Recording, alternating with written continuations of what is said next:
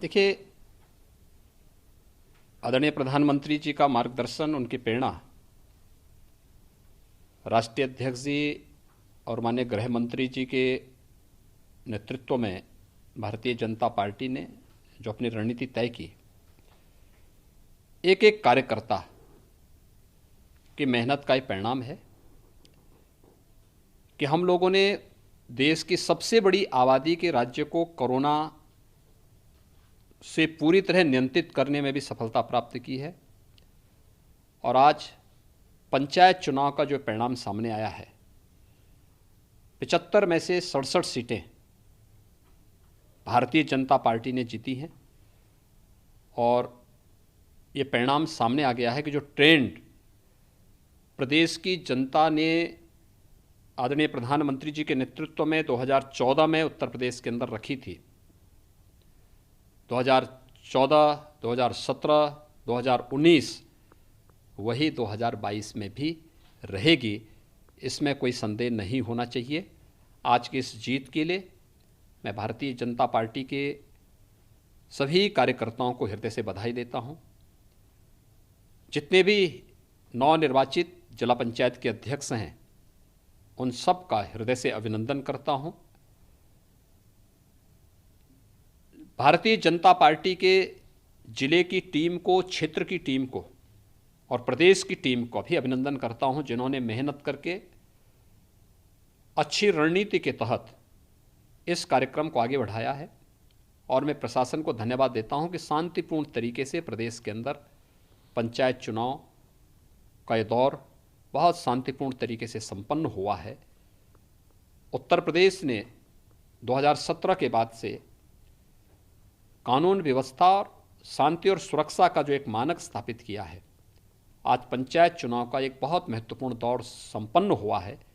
सचमुच प्रशासन और पुलिस की इस बेहतरीन भूमिका के लिए मैं उन सभी को भी हृदय से बधाई देता हूं, अपनी शुभकामनाएं देता हूं। सर, आप प्रशासन को धन्यवाद दे रहे हैं, लेकिन विपक्ष खासकर समाजवादी पार्टी अखिलेश यादव जी ने आरोप लगाया है कि सरकार ने प्रशासन के बल पे, अधिकारियों के बल पे जो है ये चुनाव जीता है। देखिए, दो चीजें साफ हैं।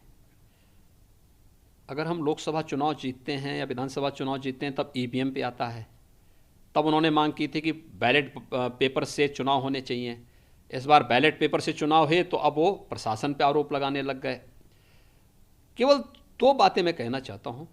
इटावा के अंदर भारतीय जनता पार्टी का सांसद, बीजेपी के एमएलए, बलिया के अंदर बीजेपी के 4 एमपी हैं, 2 लोकसभा के और 2 राज्यसभा के, 2 मिनिस्टर हैं, 5 एमएलए हैं। अगर प्रशासन का दुरुपयोग करना होता तो सर्वाधिक दुरुपयोग यहां होता।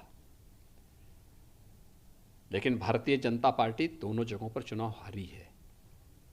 वहां पर समाजवादी पार्टी के अध्यक्ष बने हैं।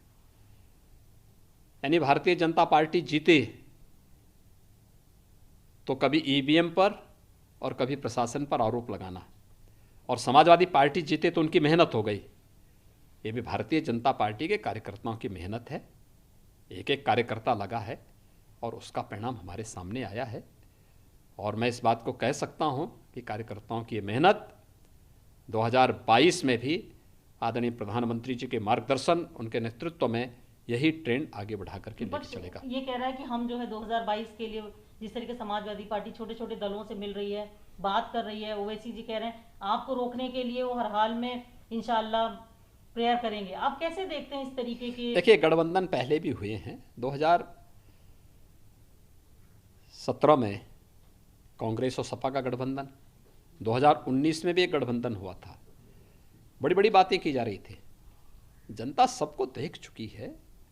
आज उत्तर प्रदेश की जनता दंगाग्रस्त, अराजक, गुंडागर्दी, वंशवाद, जातिवाद से उभर करके आदरणीय प्रधानमंत्री जी के नेतृत्व में एक भारत श्रेष्ठ भारत के साथ, नए भारत के नए उत्तर प्रदेश के साथ आगे बढ़ रहा है। इसलिए इस नए भारत के नए उत्तर प्रदेश के लिए जब उत्तर प्रदेश की जनता जाति, मत, मजहब, क्षेत्र और भाषा से ऊपर उठ करके आगे बढ़ने के लिए तत्पर हो, तो ये सब गठबंधन कुछ नहीं कर सकते। भारतीय जनता पार्टी और सहयोगी दलों के लोग, हमारे सहयोगी दल मिलकर के प्रचंड बहुमत के साथ इस चुनाव में फिर से 2022 में प्रचंड बहुमत के साथ चुनाव जीतेंगे। हमारे राष्ट्रीय नेतृत्व ने 300 प्लस का लक्ष्य हमारे सामने रखा है। 300 से अधिक सीटें भारतीय जनता पार्टी जीत करके आगे बढ़ेगी, इसमें कोई संदेह नहीं होना चाहिए। ओवैसी जैसे लोग कुछ माने रखते हैं? ओवैसी जी देश के बड़े नेता हैं और देश के अंदर प्रचार में जाते हैं, उनका अपना एक जनाधार है। अगर उन्होंने भारतीय जनता पार्टी को चैलेंज किया तो भारतीय जनता पार्टी का कार्यकर्ता उनके चैलेंज को स्वीकार करता है।